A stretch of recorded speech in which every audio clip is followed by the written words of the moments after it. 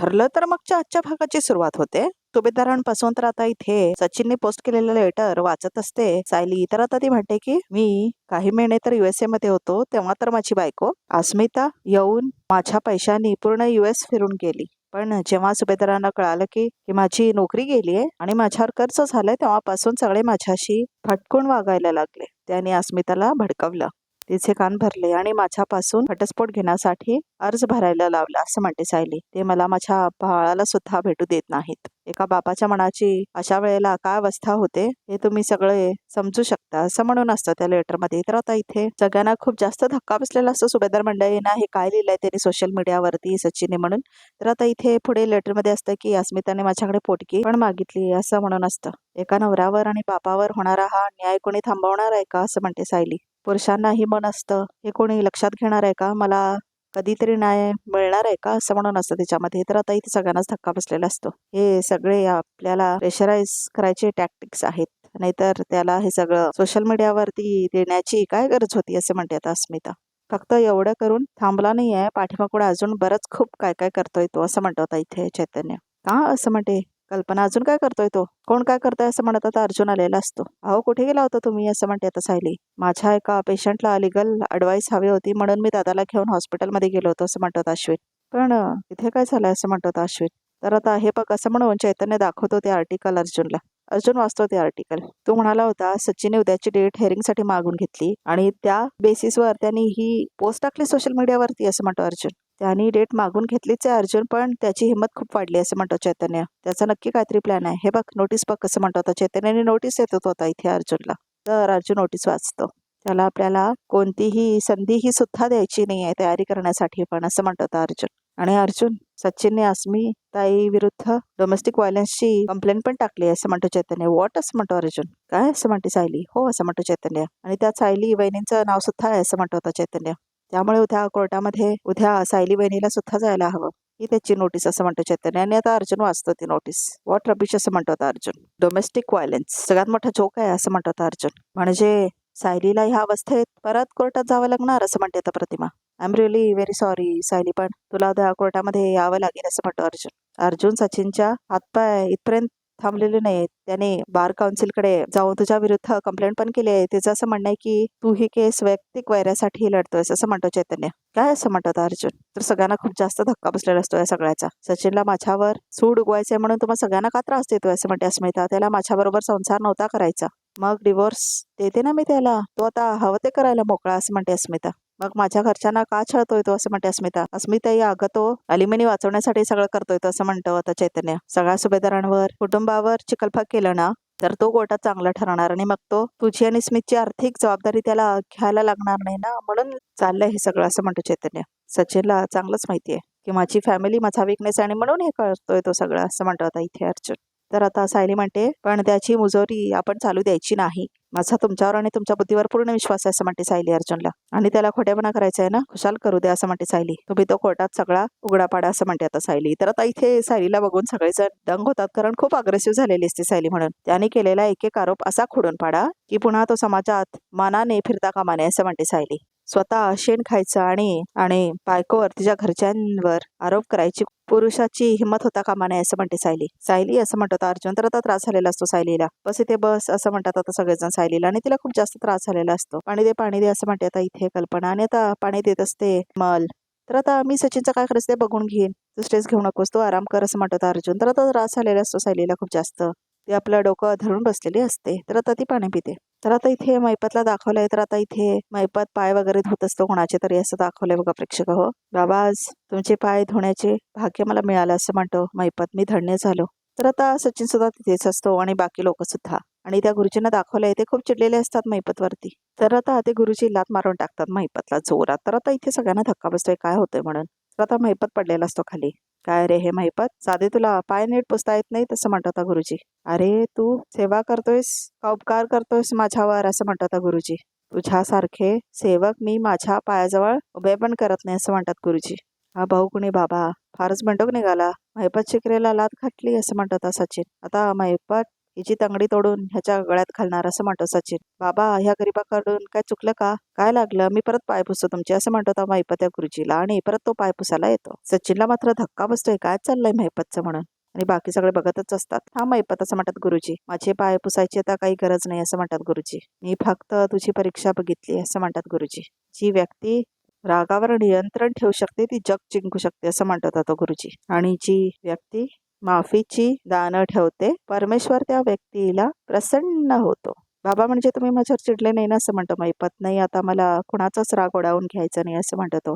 आता मला फक्त आयुष्यात सेवेकडे लक्ष द्यायचं आहे आणि सगळीकडे शांती पसरायची आहे असं म्हणतो तो. तर आता गुरुजी म्हणतात, अरे तू गुंड होतास ना असं म्हणतात गुरुजी. नुसतं गुंड नाही बाबा, मी राक्षस होतो, राक्षस असं म्हणतो महिपत. पण मला आता देव नाही बनायचं, मला माणूस बनता आलं ना तरी खूप झालं असं म्हणतो महिपत. तुझी कहाणी मला ठाऊक आहे असं म्हणतात गुरुजी. हा महिपत शिखरे मोठे गुन्हे करून एकेकाळी मोठा गुंड होता. आणि सगळ्या स्टोरी आता सांगत असतात गुरुजी त्या सगळ्या लोकांना आणि ऑडिओ मात्र बंद आहे. आणि तिथेच महिपत आणि सचिन सुद्धा असतात. तर आता इथे सुभेदारांचं घर दाखवलंय. तर आता इथे इन्स्पेक्टर सावंत असतो आणि चैतन्य असतो. तेवढ्यातच इथे अर्जुन सुद्धा येतो. इन्स्पेक्टर सावंत तर तो बोलतच असतो. तेवढ्यातच सायली येते. मी तुला आराम करायला सांगितलं होतं ना असं म्हणतो अर्जुन. अहो आराम करून कंटाळले मी असं म्हणते सायली. उद्या तुम्ही सचिनला कसं उत्तर देणार आहात, काय ठरवलंय असं म्हणते सायली. ते मी बघून घेईन असं म्हणतो अर्जुन. आणि आता आम्ही उद्याबद्दल डिस्कस करतोय, तू जा आणि आराम कर ओके असं म्हणतो अर्जुन. अहो पण मला झोप नाही आली असं म्हणते सायली. शिवाय तुम्ही झोपेचा लावलेला अलाराम अजून वाजलेला पण नाही असं म्हणते सायली. हे बघ तरी सुद्धा तू या दिवसात सचिन सारख्या माणसाचा स्ट्रेस घ्यायचा नाही, तू वर जा आराम कर असं म्हणतो अर्जुन. पण मी ताण घेणारच नाही आहे भाऊजी, तुम्ही सांगा नाही ना असं म्हणते सायली. तो काय सांगणार आहे असं म्हणतो आता अर्जुन. मी तुझ्या हेल्थच्या बाबतीत कुणाचं काही ऐकून घेणार नाही ओके असं म्हणतो अर्जुन. आता वर जा आणि आराम करायचं, दॅट्स इट असं म्हणतो अर्जुन. तर आता वरती जाते सायली चिडून. बरं असं म्हणतो अर्जुन. मी तुला सचिनची कॅनडा मधली इन्फॉर्मेशन काढायला सांगितली होती, काय झालं त्याचा असं म्हणतो अर्जुन. प्रयत्न करतोय, माझ्या आज रात्री काही कॉल्स लँडअप आहेत, खूप काहीतरी ईमेल असं म्हणतो तो. पण अर्जुन सर तुमचा नेमका प्लॅन काय असं म्हणतो आता इन्स्पेक्टर सावंत. तर उद्या तुम्ही दोघं असं करून काय काय सांगतो आता अर्जुन. आणि बघा प्रेक्षक ऑडिओ बंद आहे तर सगळं डिस्कशन चालू आहे.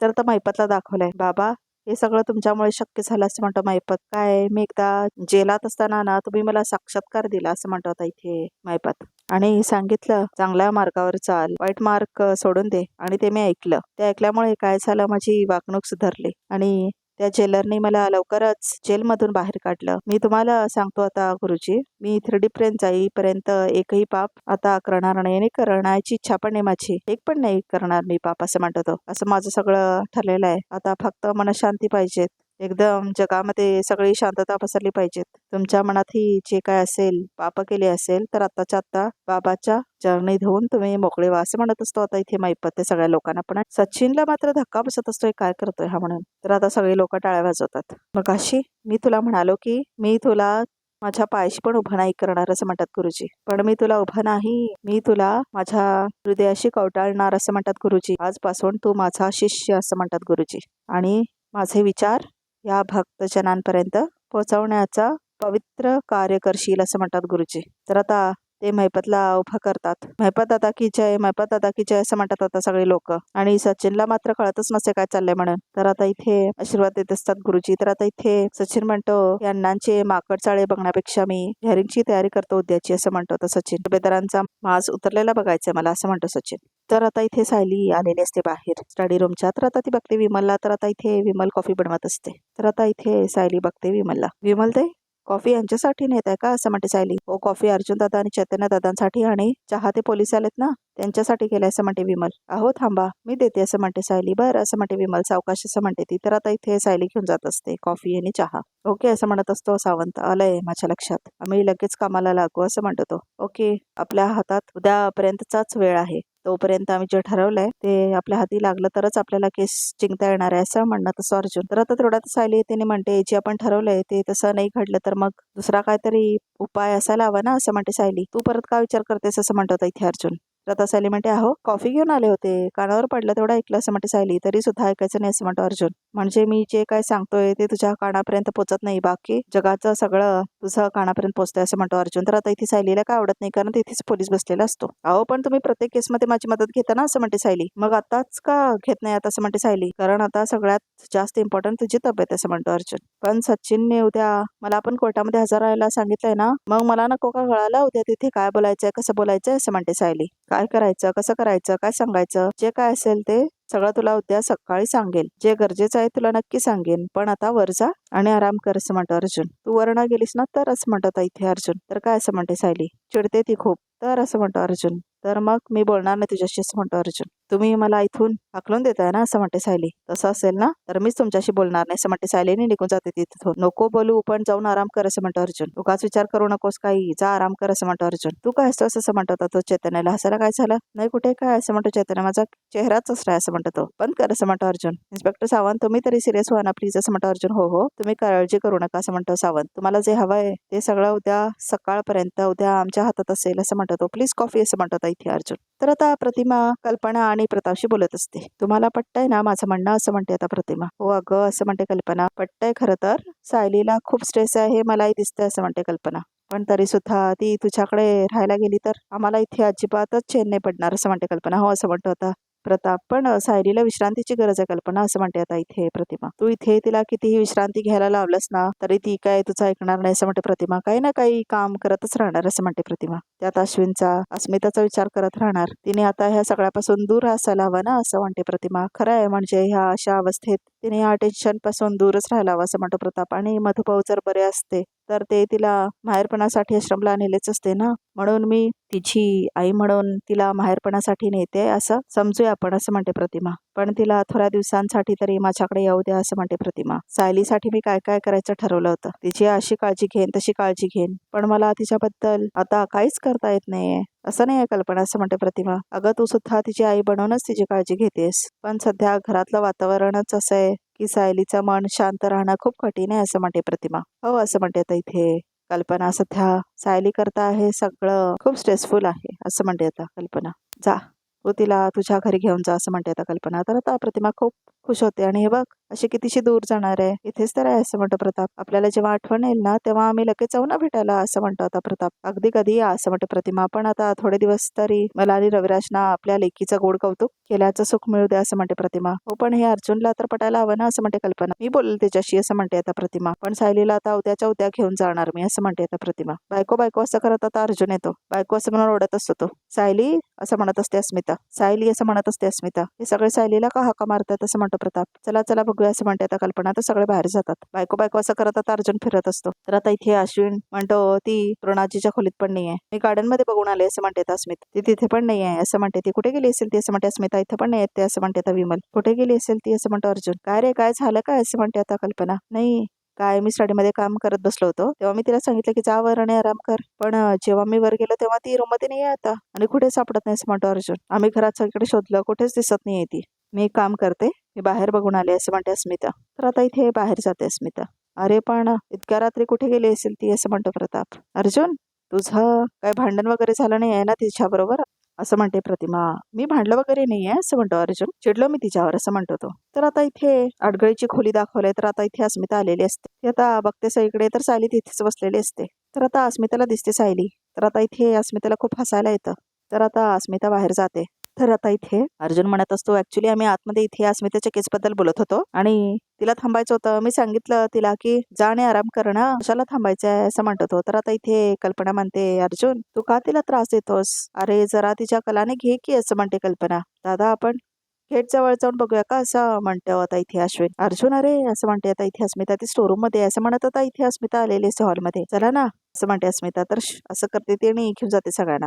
या तर असं म्हणते आता इथे अस्मिता. तर आता सगळेजण जातात स्टोर रूम मध्ये. तर आता सायली बसलेली असते तिथे. तर आता सगळे सुभेदार मंडळी आणि प्रतिमा आलेले असतात स्टोर रूम मध्ये.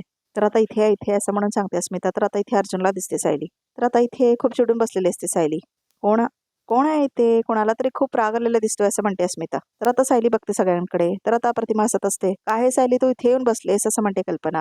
तर आता सायली खूप चिडून बसलेली असते तिथे. नवऱ्यावर उष्ण्याची नवीन पद्धत आहे वाटतं असं म्हणते अस्मिता. अर्जुन काय हे असं म्हणतो प्रताप. हे सगळं तुझ्यामुळे झालंय असं म्हणतो प्रताप. का चिडलास तिच्यावर असं म्हणतो तो. मी नाही चिडलो असं म्हणतो अर्जुन. मी तर फक्त सांगितलं की जाऊन आराम कर असं म्हणतो अर्जुन. बायको हे सांगितलं ना मी असं म्हणतो आता अर्जुन. तर प्रतिमाला मात्र काय आवडत नसतं हे बघा प्रेक्षक अजिबात नाही असं म्हणते सायली. तुम्ही चक्क मला स्टडी रूम मधून हाकलावून दिलं. मी तिथे उभी राहिली असते तर तुमच्यावर काय आभाळ कोसळलं असतं का. पण तुम्ही माझं ऐकूनच घेतलं नाही असं म्हणते सायली. सॉरी सॉरी सॉरी असं म्हणतो अर्जुन. चिडू नकोस ना असं म्हणतो तो. आता सॉरी म्हणून काय उपयोग आहे. माझं तुम्ही साधा ऐकून सुद्धा घेतलं नाही. मला केसचा भागच नाही होऊ दिला असं म्हणते Sayali. I am really sorry, चुकलं माझं असं म्हणतो अर्जुन. आता हा उठाबशा काढू का असं म्हणतो अर्जुन. काढतो असं म्हणतो तो. तर आता उठाबशा काढत असतो अर्जुन, तर सगळे लोक हसायला लागतात. पुरे हा असं म्हणते सायली. लगेच उठाबशा काढायची काही गरज नाही असं म्हणते आता सायली. पण मला एवढंच म्हणायचं आहे की जर मला काम करायचं असेल तर मला ही भाग खाऊ द्या ना त्याचा असं म्हणते Sayali. Okay madam, as you see असं म्हणतो अर्जुन. आज आपल्याला सायली त्यांचा काहीतरी वेगळंच रूप बघायला मिळालंय ना असं म्हणते तर विमल. तर आता लाजते सायली. प्रेग्नन्सीमध्ये असे मूड स्विंग्स होतच असतात असं म्हणते अस्मिता. सायली आतापर्यंत जशी वागली नसेल ना तशी आता वागणार असं म्हणते आता अस्मिता. अर्जुन, मनाची तयारी कर हा, आता भरपूर काहीतरी बघायला मिळणार आहे असं म्हणते अस्मिता. नाही काही म्हणा, पण सायलीची रुसण्याची पद्धत बघून काही वेळासाठी का होईना आपलं टेन्शन दूर झालं असं म्हणतो प्रताप. हो ना असं म्हणते कल्पना. प्रतिभा मात्र काहीतरी विचार करत असते. काय ग प्रतिमा असं म्हणते कल्पना. तू का अशी गप्प गप्प आहेस असं म्हणते आता कल्पना. तुला नाही आठवत आहे का कल्पना असं म्हणते आता प्रतिमा. प्रताप, तुला आठवलं काय रे. अरे खरं तर ह्या मुलांना सुद्धा आठवायला हवं असं म्हणते आता इथे प्रतिमा. अर्जुन आणि अश्विन लहान असताना क्रिकेट किंवा फुटबॉल असं काहीतरी खेळत असायचे आणि तन्वी त्यांच्याकडे जाऊन असाच हट्ट धरायची की मला तुमच्या बरोबर खेळायचंय असं म्हणते आता इथे प्रतिमा. अर्जुनला भीती वाटायची तिला बॉल वगैरे लागेल, तो तिला खेळच द्यायचा नाही, जायला सांगायचं असं म्हणते प्रतिमा. तेव्हा तन्वी अशीच रुसून इथे स्टोरूम मध्ये येऊन बसायची असं म्हणते आता प्रतिमा. तर सगळ्या हसायला लागतात. अगदी अशीच म्हणजे आता सायली जशी बसली होती ना तशीच असं म्हणते प्रतिमा.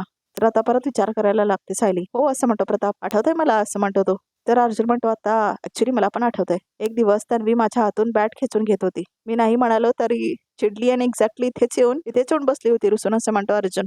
तर आता विचार करायला लागते सायली. पुन्हा माझ्यात आणि तन्वीमध्ये साम्य इतके योगायोग कसं काय असू शकतात असं म्हणते सायली. नक्कीच अशी कुठली तरी गोष्ट आहे जी तन्वीला आणि मला जोडते असं म्हणते सायली. आणि मला ती शोधायलाच हवी असं म्हणते ती.